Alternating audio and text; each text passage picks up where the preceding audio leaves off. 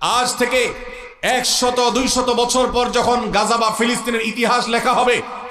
যখন এই অভিশপ্ত হায়নাদের এই নির্মমতার চিত্র ইতিহাসের পাতায় তুলে ধরা হবে,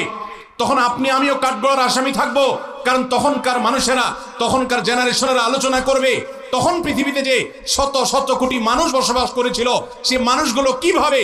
এতগুলো মানুষের সামনে পৃথিবীর ছোট্ট একটা ভূখণ্ডের মধ্যে এইভাবে মানুষকে হত্যাযজ্ঞ চালানো হয়েছে, নির্মমতা করা হয়েছে, শিশুদের সামনে বাবা মাকে খুন করা হয়েছে, বাবা মার সামনে শিশুদেরকে টুকরা টুকরো করা হয়েছে, কিভাবে এই নির্মমতা চালানো হয়েছে, বিশ্বের শত শত কোটি মানুষ তারা তখন কি করেছে। আগামী 100-200 বছর পরে যখন ফিলিস্তিন এবং গাজার ইতিহাস লেখা হবে, আসামির কাঠগড়ায় আমরা সবাইকে দাঁড়াতে হবে।